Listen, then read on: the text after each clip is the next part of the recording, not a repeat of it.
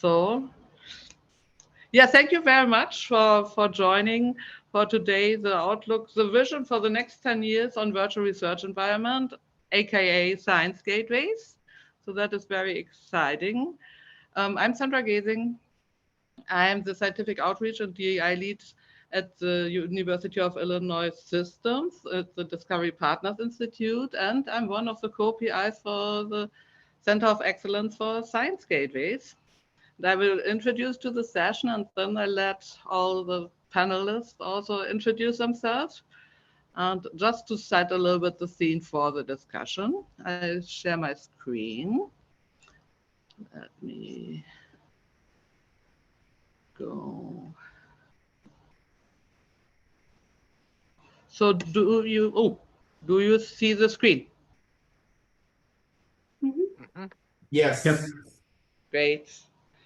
Okay, with that, so virtual research environments, aka science gateways, I say it that way because virtual research environments, as a term, is mostly used in RDA context in Europe. Science gateways is more used in the US. And then we have also virtual labs, which is used, for example, in Australia. So we mean all these different things as the same concept. And it's now about a vision for the next 10 years. And if we look at it at research computing, our research environment, we have this increased complexity of today's research questions, data. If you look at hardware and software, but also really skills required. And so that needs to be addressed. And we have also a greater need for openness and reproducibility. I mean, 10 years ago, almost we said we are in a reproducibility crisis. And since then, a lot of things were really happening. And it's driving policy questions, but also we have all these interdisciplinary distributed projects because really the big challenges in research we need to address with interdisciplinary projects and also worldwide. It's not national, like climate change is not a national research area. And we have the opportunity to integrate research with teaching. So to have really a better workforce preparation. And if we look at all this, so we need really end-to-end solutions to tackle all this broad access and the challenging science questions, and there is where science gateways come in. So if we look at, what is really the environment? We have really fancy lab instruments, for example, the little next-gen sequencing machine on the hand there. I had that in my hand in the UK. Also, they didn't let me out of the lab. That was very sad. But we have all really this nice environment, web-based agile frameworks. We have distributed data and computing infrastructures. We have data and compute intensive problems, and a lot of also going on now with AI. We have research software, we have the high speed networks, and in the middle of all this is a little bit overwhelmed researcher maybe. And so that is the need for science gateways, that the researcher will be a happy researcher and can focus really on their research questions instead of getting to know all the nitty-gritty details of the environment around them. So when we look at science gateway technologies, what we have really learned, they are widely used complete frameworks like HubZero, Galaxy, Globus Data Portal. Also, it did RESTful APIs, standard APIs, and multiple programming languages support. It's really also taking up like with Apache Avata or Tapis. They're reused interface implementations of very successful projects, or Science Gateway as a service with provision even of the hardware in the background. So the the photo you see here is how HubZero users worldwide use over 24 hours HubZero or NanoHub. So the lessons I learned are really that approaches should be technology agnostic, using APIs and standard web technologies, or deliver a complete solution. And community engagement is key. It's part really to reach out to communities, to show them what kind of solutions are available to them. So we looked into, so how can we bridge the gap? But what are really gaps in the landscape nowadays still? And three main topics we identified was accessibility, usability, and interoperability. But we have also seen that we need to broaden the outreach. So in the diversity of technologies, we have so many more technologies nowadays, from hardware to from lab instruments, and also different how to approach data in general, and the diversity of domains.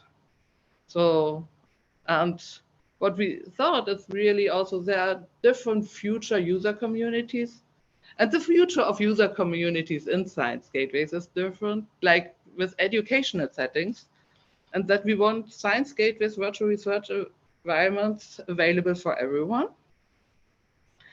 And with this short introduction, I stop sharing my screen because then it's so much nicer that I can see everyone again. And I will give the word just how I see my panelists in the order I see them on my screen. So I would start. So Claire, please introduce yourself briefly. Hi, my name is Claire Sturm, and I'm with the Science Gateway Center of Excellence here in the United States. My primary role is helping with outreach and communication, and also doing some work with usability consulting and technical consulting. So we're funded by the National Science Foundation to provide these services to PIs within the US. Thank you. Annelie? Hello, I'm Annelie Rugg. I am the head of Humanities Technology at UCLA, and I kind of represent the communities to whom we need to do further outreach. So that's why my participation is here. Nice to see you all. Thank you. Sean? Hello, everybody. My name is Sean Cleveland. I'm the Associate Director of Cyber Infrastructure at the University of Hawaii. I'm also a co-PI on the TAPIS project, and so I lead a lot of science gateway API and infrastructure development for UH.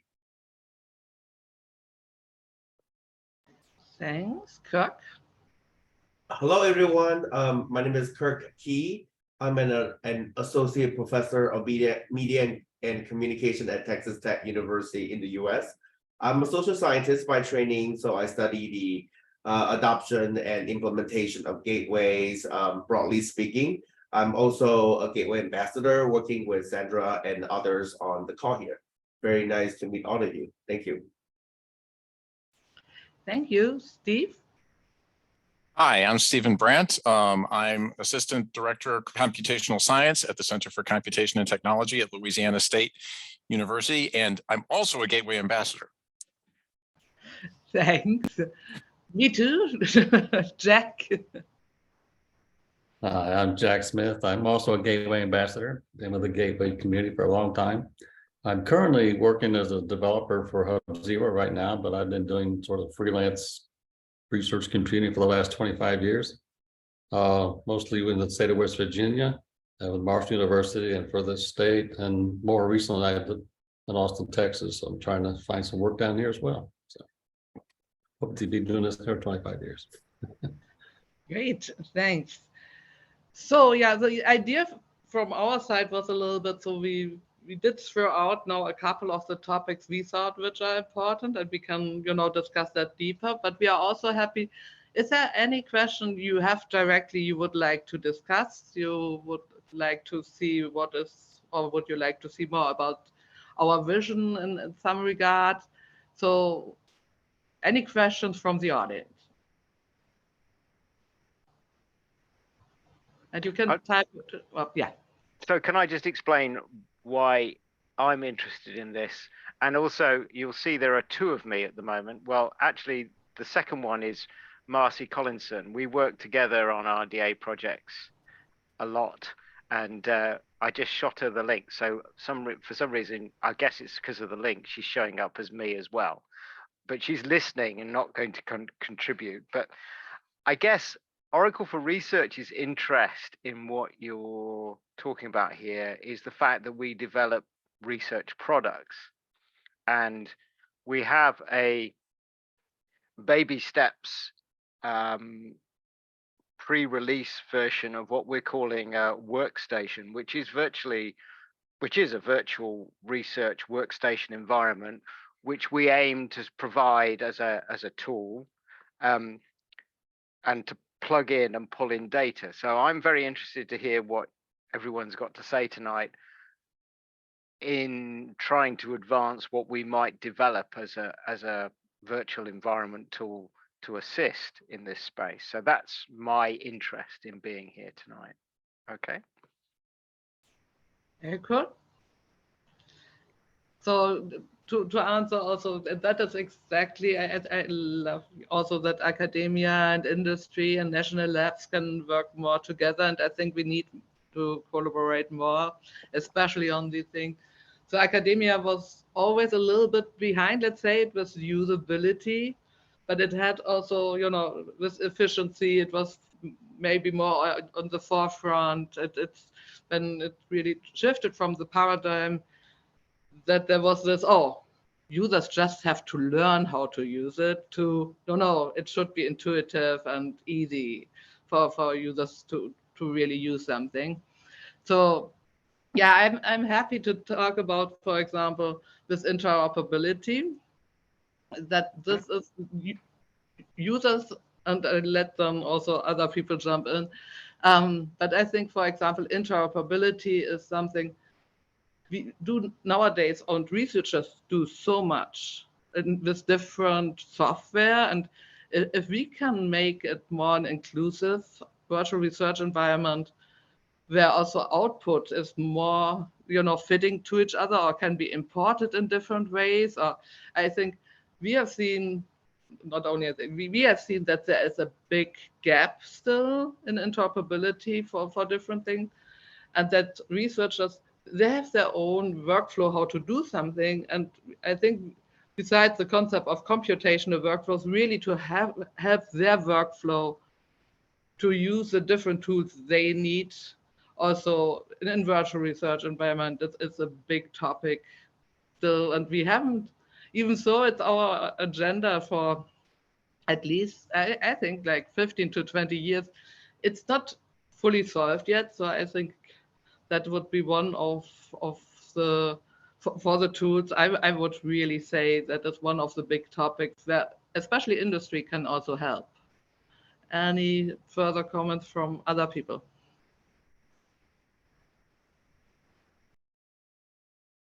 If I could just jump in and offer another thought is, in addition to usability, interoperability, and a few other important characteristics that Sandra mentioned, I think that it would be helpful also to develop a community of practice. When we run into some technical difficulties or we need creative solutions, we could turn to others in the community to work together to help each other. I think that is another important element to consider as well. Yeah, I would agree with that.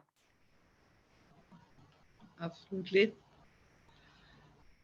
So Jack, I know you have seen, so many years of different technologies. What would be one of the aspects you would emphasize in the collaboration between academia, industry, and national labs? Yeah, well, the key word there you said was collaboration. And not only does this facilitate access to tools and access to a community in general, but I think the ability to work together, to virtually work together, is something that's been very helpful to me since academia. Well, I'm sorry, since industry. Industry is not geared that way at all. They don't collaborate much at all, other than hire some consultants, come in and tell them things and hear things and then sign NDAs.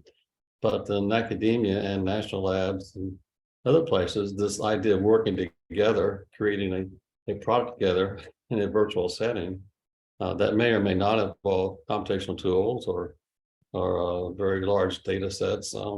that's useful in itself. And I think we're starting to see science gateways reach out to that community that's not so dominated by computational needs, but actually the sense of virtual collaboration and to be able to access resources together and produce things together.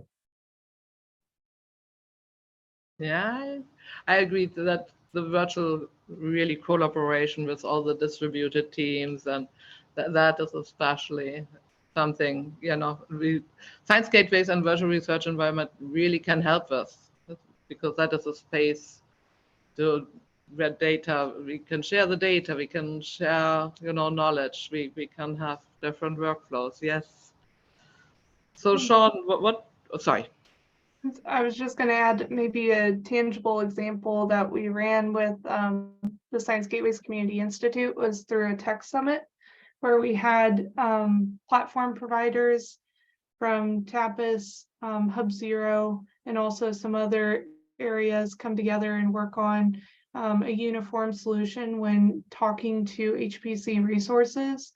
So we had a panel back in 2020 talk through what they discovered while working together. And it truly was an organic conversation where we just first posed the idea of what would be a useful outcome if we all came together and spent 6 months working on a solution. And that was the proposed solution. And then it's continued to grow some traction with support from some national labs, specifically folks from Argonne coming in and helping advise on some coding improvements to fit, their needs as well. So it is an open source solution at the moment, but a very unique way of trying to organize together multiple groups and see a tangible outcome out of it. Cool, thanks. Yeah, actually, Claire hit on something I was going to talk about a little bit was as we're talking about interoperability between all these different entities, I think, and also in the community of practice that we're kind of talking about, adoption of standards is probably something that I see coming as we converge more on technologies, I think, across all the different sectors. The resource definition stuff that Claire was talking about, why is everybody reinventing the wheel with how they're doing, these definitions of these execution systems or resources that we want to leverage. Things like the common workflow language is something that's coming out for defining like those complex, computational workflows, adopting things like that as standards. As we look at, the way that our APIs communicate, as well as how we annotate data and metadata, things like JSON with linked data and things like that, I think are probably coming to the forefront of adoption, especially for, RDA and things like that.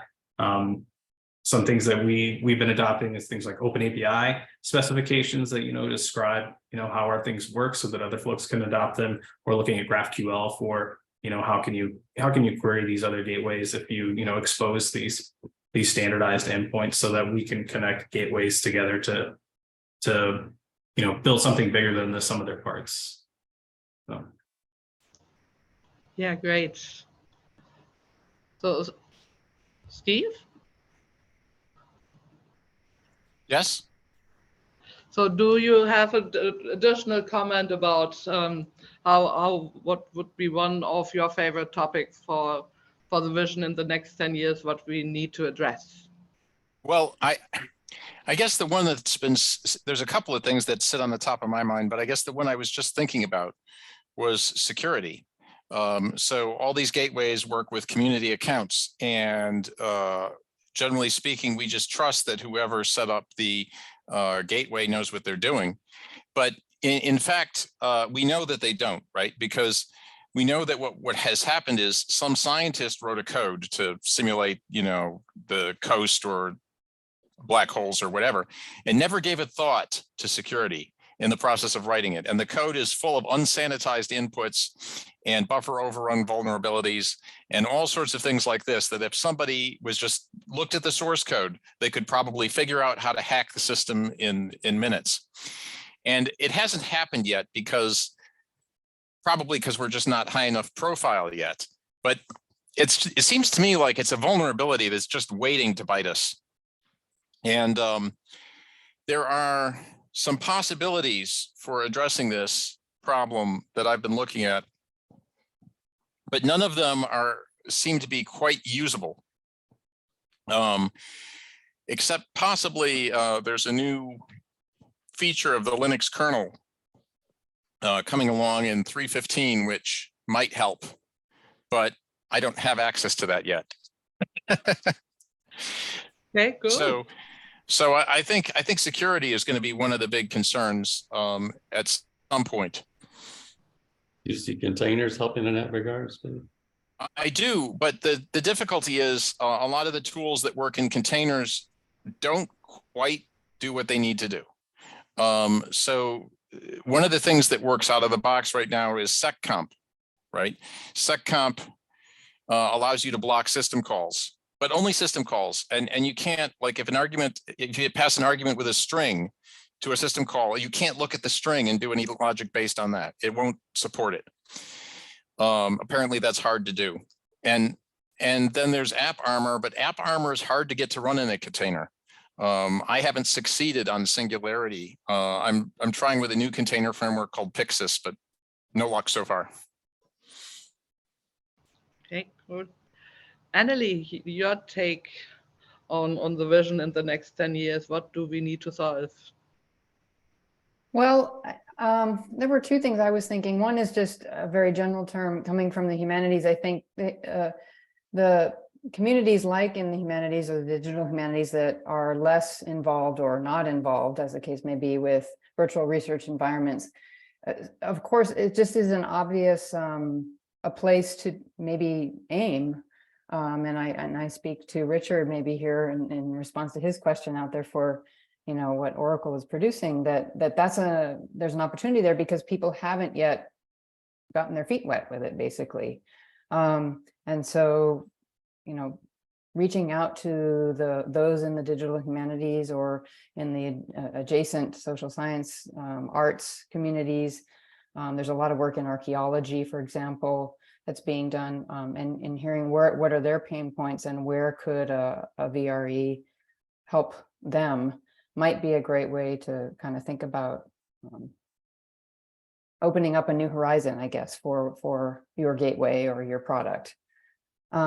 And then the second point I was going to make is I come from instructional technology, and everything in the instructional technology area right now, if you're to generalize, stems from the learning management system, but we've evolved from the learning management system as an all-in-one platform that you buy into and you just stick within that, the boundaries of that environment, to very plug and play learning tools, interoperability based kinds of things. And I think in a similar way, if we're going to try and make help gateways to be more useful and translate into education and instruction, thinking about gateways in that kind of a way. And then it comes back to the question of interoperability. So creating ways for, and if there are standards at play, then down the road, we can start to develop almost gateway components, if you will, or bricks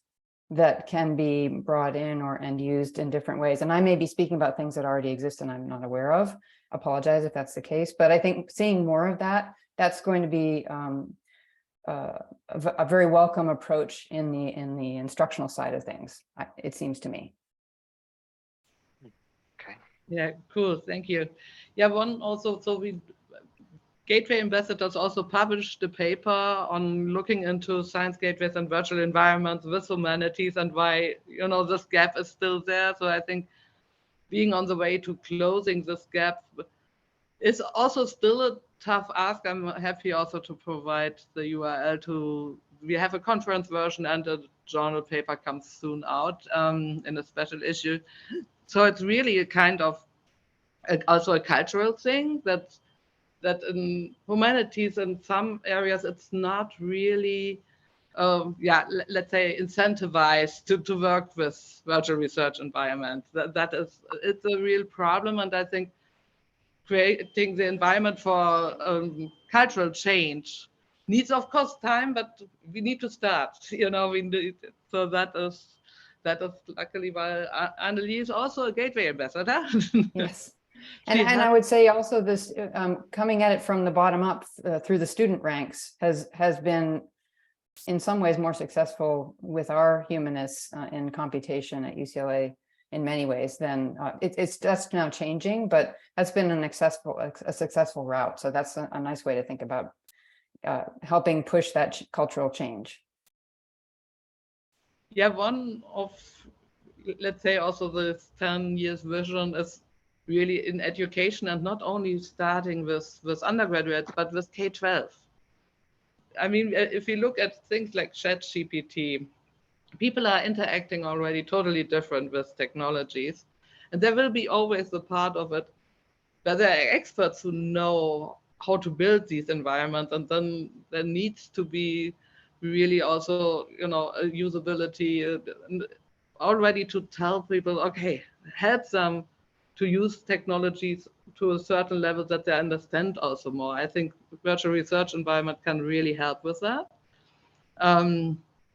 Because it's nice, of course, for some people that it always stays the black box, but if we want the next generation to deal a little bit different with that, it would be nice that they understand a certain level of the technology in an easy way.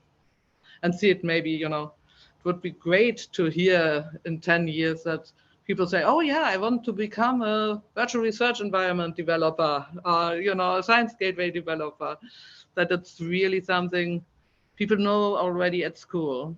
So that is one of the goals, to have really the outreach to more research domains who are still underrepresented, to education starting already in K-12. That is definitely also something.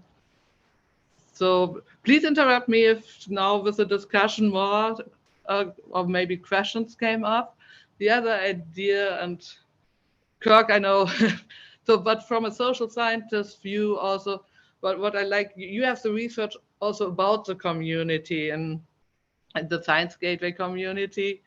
So, and maybe talk a little bit about the trust with your research, what you found, how to expand the communities, what we need to do in the next 10 years to really, you know, you have 2 papers about that, so that was really cool. Sure, thank you, Sandra, for that question. I want to link your question here with what Sean brought out about the adoption of standards. I think the idea of adoption can be broadened beyond standard to think about the adoption of technology as well. And I think a common pitfall in our community is that we develop new technologies and then we go with the assumption of if we build it, they will come, right? And but we know in reality that doesn't happen all the time. There are, of course, a few exceptional examples that they just need to build the technology and the whole world comes, but many other examples don't achieve the same success. So I want to link this to your question about your comment earlier about outreach as well. I think that if we can modify the idea, if you build it, they will come, I would change it to if you build it, they trust you, and they like you, then they will come. So the 2 additional steps that we need to make is we have to induce trust in the community, trust with our users. They know that they will trust you because you developed the technology in their best interest, and the technology will help them with the kind of work that they want to do. And also linked to Steve's comment about cybersecurity, they can trust your technology because your technology is safe. At the same time, we also want to think about how they can trust you because when they have questions, they can come to you, or there's a community of practice behind them that that can help them succeed in the adoption process. And when you think about the other idea of they like you, right? So if we sometimes forget that there's a human and organizational dimension associated with the technology. So when I think about communicating with the PIs, the teams behind the gateway, as well as when we interact with tech support, and when we think about the other users in the community behind the technology, new users have to want to be a part of that process. Well, they have to enjoy it. They have to like us, you know, if you will, to then lead them to coming and staying with the technology. So Sandra, I don't know if that's a part of what you're thinking. Perhaps another point I can add quickly is you're also thinking probably about the influencer research that I've done. So I think that when we think about if we build it, they will come. The people who come, some of them will come regardless of whether you promote the technology to attract them or not. And then those who come, some of them will just come for their own personal use of the technology, but there will also be some who will be natural influencers for the technologies. And these are the social butterflies who will go out there and tell their friends and their the people in their professional and academic scientific communities about the gateways and the opportunities that gateways can provide to their work. So I think that if we build the technology and then we want to increase adoption in general, perhaps do not treat every user as equal. Identify those who will naturally be your spokespeople and work with them, partner with them to leverage their social networks and their natural ability to persuade others like themselves to want to adopt the technology. So I think, Sandra, that may be what you would like me to share, right?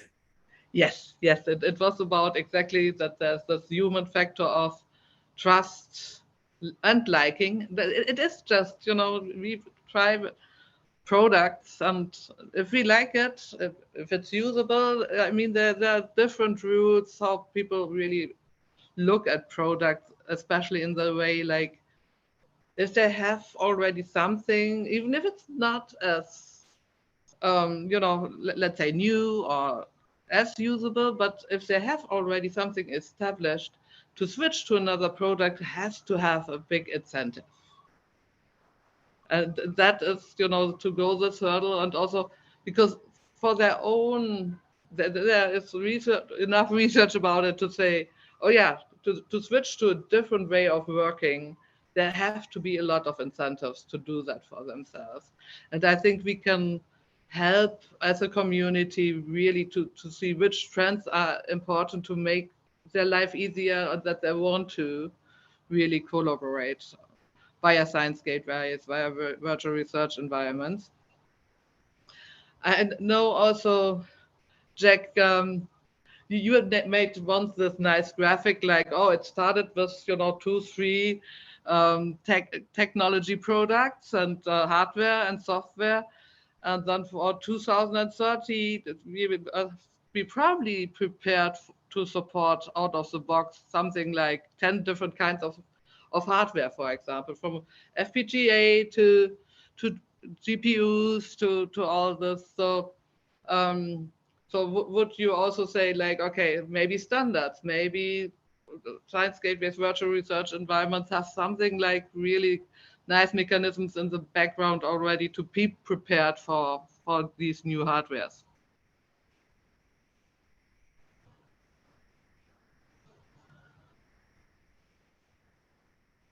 Okay, Jack, you're nodding, or you're not? Well, I did. Was that a question? I'm sorry. Sorry.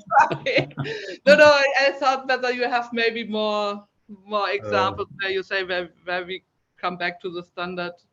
Well, I was actually thinking about something else brought up by the conversation about involving K-12 and trust and all that. And I think one of the things that's really helped a lot in collaboration and virtual environments across institutions is this idea of federated identity and access management, like in common, which allows us to kind of belong to a broader community, trusted community, if you like. And that's been very helpful for HPC and some gateways, et cetera. Not everyone is bought into that, especially since you got Google IDs and stuff like that competing. But one of the things that when I was working in West Virginia with the WVNet, there was to include K-12 and even the community colleges into that environment, in particular trying to get them onto internet too. They are locked out of that for lots of security reasons. They have to protect their identities and all this kind of stuff. So they're not really allowed to participate in these kinds of virtual communities, which is kind of sad because I think those are the ones who are going to be the future of it. and they don't have much say in it or gets to participate too much. So I would like to see that somehow solved. I don't know what the solution is. But if we can include younger people in this trusted community with not worried about identities, then we're gonna stumble, I think. And I don't know what the answer is, but there's got to be a way to include people that worry about their identity being sacrificed. Yeah. I wonder if that relates to the comment that Dominique Charles left in the chat, who had to leave, I think, but that it's difficult to collaborate with government, even more difficult to collaborate with governmental organizations. I wonder if there's probably some similarities there too, right? Yeah, they're much more close dealing with as well, but they're not quite as bad as industry because they're not so much proprietary stuff there. It's just so many regulatory things, and everything involves money that they have trouble exchanging. So, and every time we talk to the national lab, they always worry about who's going to get paid from where. They can't exchange money with each other, but so it's always kind of an odd situation. Yeah. Yeah, that brings something to mind. In the humanities, we don't have, I wouldn't say particularly steady funding of a significant level for technology for computation. Still, I mean, the NEH is probably the biggest funder of digital humanities projects. And outside of that, there isn't much. And compared to what the funding is in the sciences and in STEM. So when you have this, and even in STEM where you have grant-based soft money, basically, if introducing a gateway into a new community is depending on soft money and it ebbs and flows dramatically from practically nothing or zero to something, that makes it very difficult. So I don't know what the answer is, but that's another reason I think why it's challenging to introduce into new communities, especially those that are not particularly well funded for this kind of work. And it probably connects in with the lack of recognition, academic recognition in the humanities, of course, that we unearthed in our research and article about how you're not recognized for doing this kind of work. So that's the funding isn't going to go where people aren't recognized. It's going to go where people are recognized. So, yeah. One thing I wanted to bring up about working with industry is they are very enterprise minded, although academia is getting that way too. But they have their own way of doing things, and it's very costly.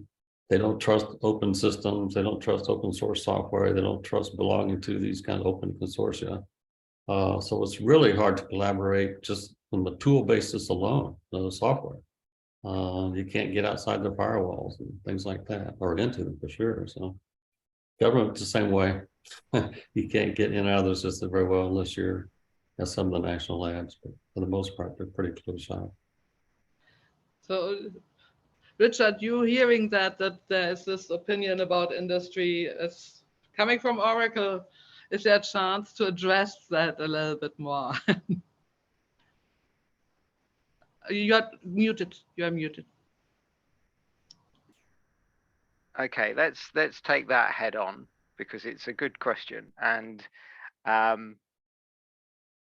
I would agree with you that certainly there are certain aspects of Oracle where they are very commercially driven and very security driven for those communities that are paying for things. That's without question. For myself, I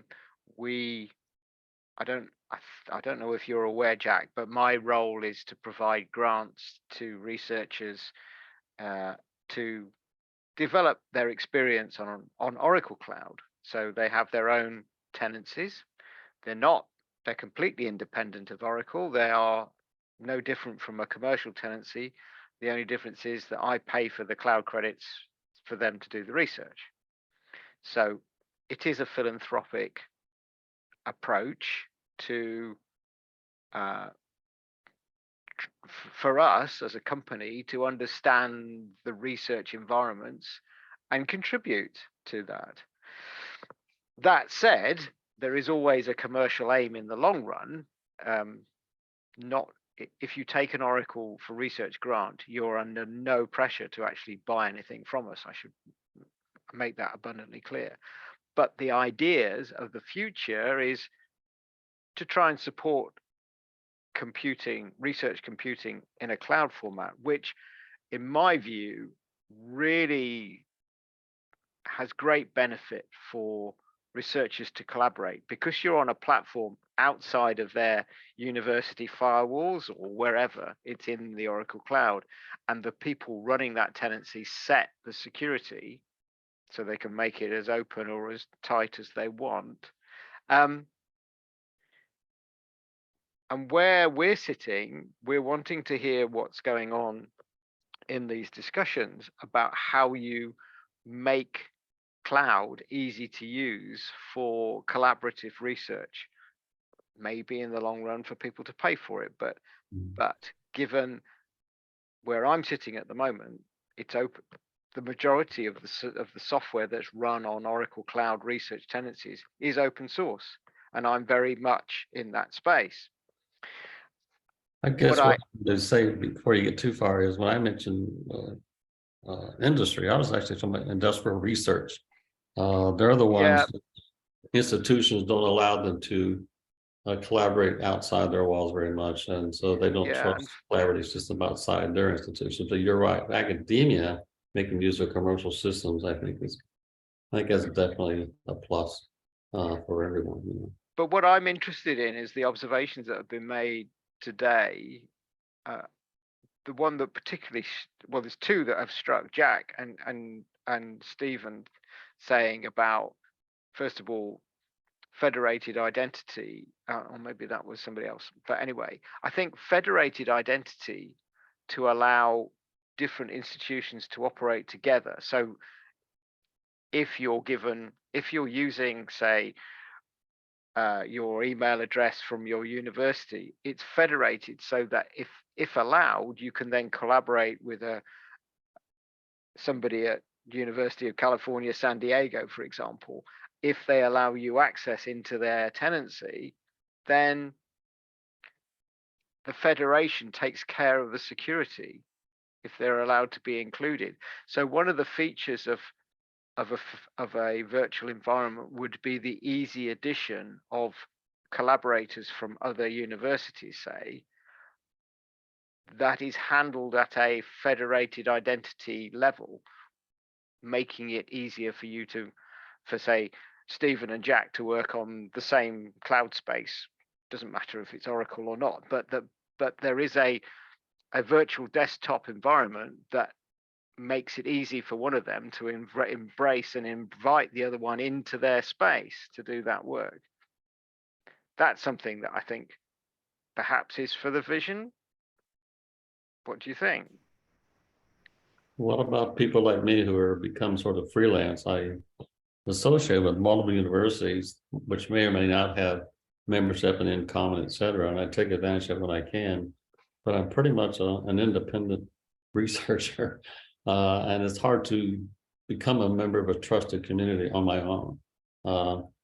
And I think when you reach outside academia, that's generally the case. They don't really have any community that's willing to, collectively participate in this federation. So I think that even if you've got a university that's participating in something like that, you can't just blindly trust anything that they tell you is a good user. Mm-hmm. I mean, you can, of course, nothing stops you, but it doesn't seem it doesn't seem particularly wise. But if you look at CI Logon, right, which is I guess it's a project from NCSA, I think. It leverages this federated logon system. We use it for a sort of a gateway we have at LSU for a tutorial for the Einstein Toolkit. So you can log in with your university credentials, or if it's someone like you can log in with your Orchid or even a Gmail, although we don't really like to let Gmail users in. Orchid's a good example of going beyond academia, institutions. It's much broader. Yeah, there's GitHub, Orchid, and Gmail are things that are supported inside CI Logon. So if you're using that as your means of federated identity, that works now. we have, what we do is we have somebody can apply for an account based on that identity. And then we, look at what they provide us and the information about themselves and decide if we want to trust them. And do you see Orchid as part of that trust? Yeah, so I think that, if you're trying to, what we're trying to do is we're trying to establish that we've got a real scientist on the other end of that email. And if I go to their Orchid account and I see legitimate scientific publications registered under their name, I mean, that's usually so you need a history to back up that this is a credible person, is what you're saying, is it? Yeah, we're just looking for some signs that this is a credible person, right? So if I go to the Orchid and I see no publications and they say, why do you want to use the toolkit? And I said, because I want to understand relativity, then I don't give them the account. I mean, if they can talk to me, if they have publications or they say I'm a student and this is the problem I'm working on, then we probably do. But it's, we're looking for, we're not setting the bar high, but we are, doing some validation. And NSF is now requiring Orchid ID, so I think we'll have. Yeah, I think everybody should have an Orchid ID anyway. That's whether or not you want to use it for an ID. And I have heard comments where people say that Orchid IDs have been not trusted, have been hiked basically and taken over, and there have been problems in that space. And how do you address that as that Richard Pitts really is Richard Pitts and stays hold of that Orchid ID forever? That's a problem that I don't think, and maybe the solution I've sort of noodled on is the idea of some sort of blockchain proof of who that belongs to, but I still think blockchains are an application looking for an idea looking for an application. But maybe that's something immutable needs to be in part of Orchid ID, which I don't feel it has at the moment. But maybe I'm just too shallow on it.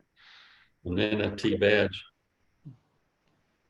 No, I wanted to add to this topic also. I think I like really to look into really peer-to-peer trust in that regard, that we could do it, for example, with blockchain, or that, we have in Python libraries where you can say, okay, I don't need this login really certified by a central instance, but if I have two trusted users who say, oh, I invite the third one, it will be okay to invite the third one. It's this trust going from peer to peer. But I've seen also in the chat, so Kamala, would you like, because I'm sorry, I probably missed when you made your suggestion, avoid often updates, which topic it was. You would like to add something, or to which part of the discussion you wanted to add this?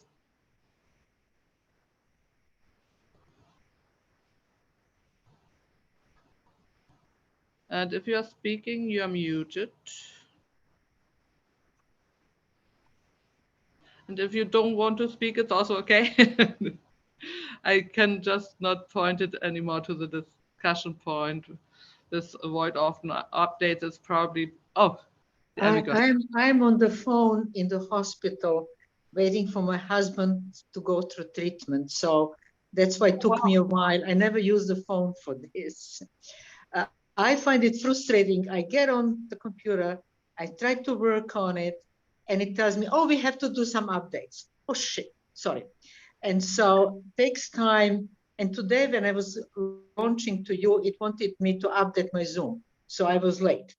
And so, I mean, if that could be done in some nicer way, so that's major, that discourages it each time. Sometimes when the update is done, it changes certain things to the level, I'm 70 plus years old, so to the level that I say, oh shit, and so that's one thing. And if I may comment on the Orchid, I allow Orchid to usually suggest to put in itself. Let's say I do peer review and it's we want it to be an Orchid, yes, and then it does automatically. So I don't see the reason why we would have doubts about Orchid. So I'm surprised to hear that it might be wrong.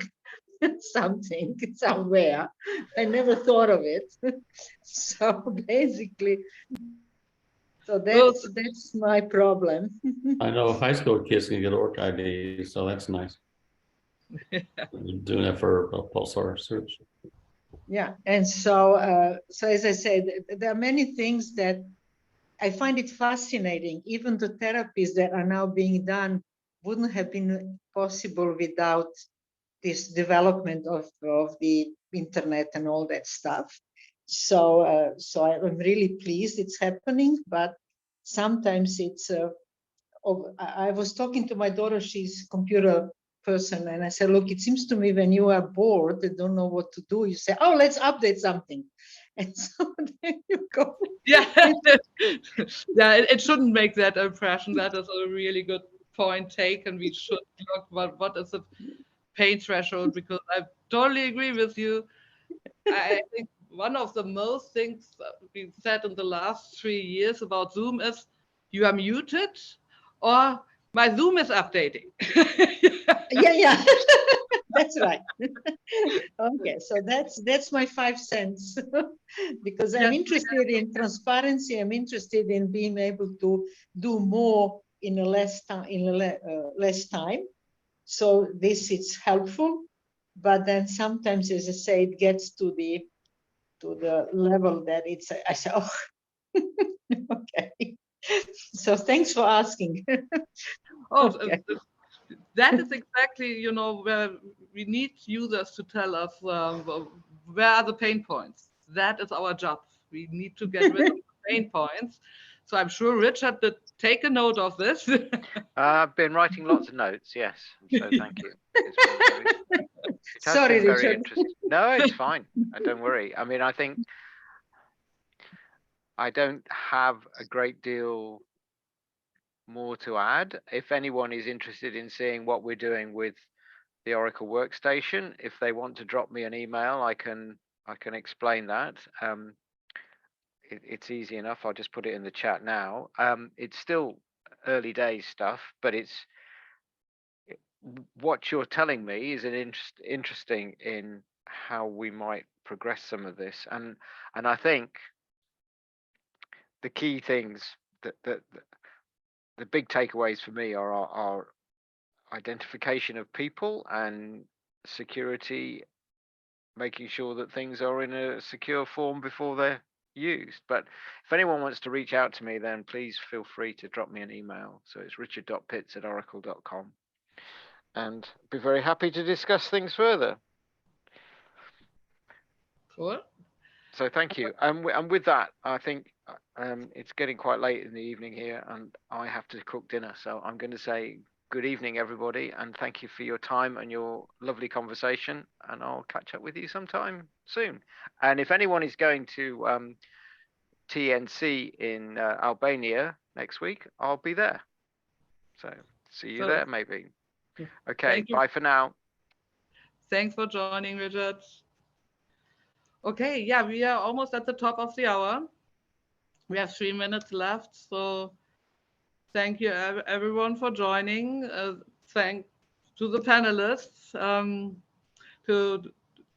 For us in the US, it's not such a hard time.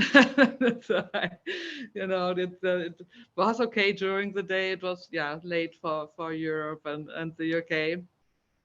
And yeah, we are happy to be contacted on the sciencegateways.org. You can contact me directly. I'm in the announcement under the RDA page where you found me. We are happy about more input, what should be in the next 10 years on our vision list and what to work on. And we have a couple of topics from usability, security, ideas. I would also say, I think Orchid goes in the right direction. We might have just to work on it, that there is no identity taken over, but that is like, in the US with the social security system, sometimes these systems have a problem.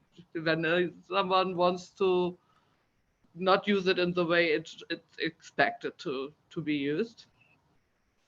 Yeah, with that, thank you, everyone. Thank you to all the panelists. And I would say, please contact us. We are working on different aspects here and coming from different perspectives. And with that, I will stop the recording.